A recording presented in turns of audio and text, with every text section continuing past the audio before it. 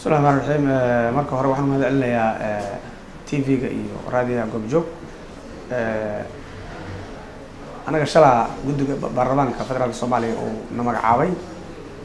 nala ansixiyay isla shalay waxaan sameeynay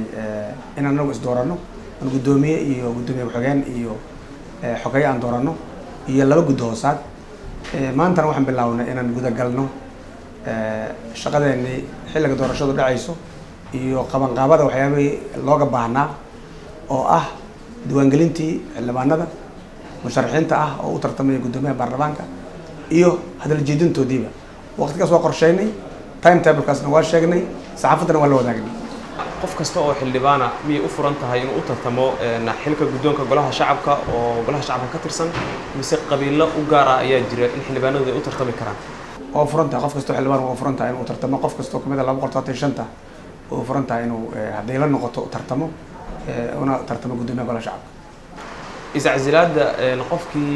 hankiisu yahay inuu u tartamo gudoomiyaha golaha shacabka aad ku sheegteen warkii idinka soo baxay inuusan wasiir sii ahaan doonin maxaad u codskateen qodobkaas dastuurkana kuma jirto xeer hoosaadkana kuma jirtee waa adkaynay waxaan ku adkaynay in waxa ka socda baarlamaanka 15 kun oo kale oo hadda la qaado muxuu ahaa dibooska la qaado xeer hoosaadna kuma jirto muxuu ahaa dastuurna kuma jirto saa darteed si integrity-ga iyo muxuu ahaa baarlamaanka oo u xoogaysato wada shaqaynta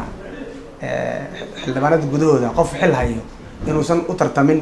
guddiga gaaray wax dastuura ma ahan wax ay xeerasad ku qoran ma aha laakiin waa go'aan guddi ay u garteen inay ku jirto muxuu ahaa baarlamaanka iyo karaamadiisu kalsooni intee la-eg ayaa guddigiina iyo hawsha aad wadaan lagu qabaa adinkuna aad isku qabtaan marka horeyso baarlamaanka Soomaaliya wuxuu ka kooban yahay 235 xubnood haddana waxa loo fadhiyaa xisbiyo oo la yiraahdo 4.5 guddoonka ayaga xaq u leh inay ad hogga guddiyada magacaabaan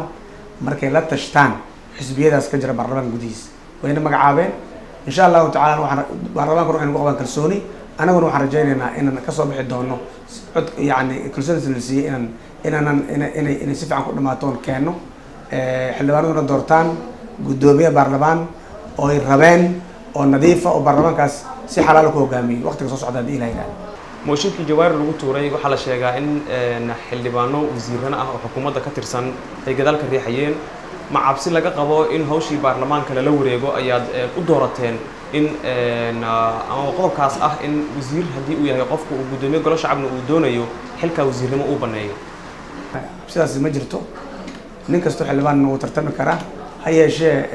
tanna waa xilku hadda hayo golaha wasiiradana waa xil saa darteed waxaan qabnaa in guddiga markay dood dheer ka qaateen kadib go'aankaasi gaareen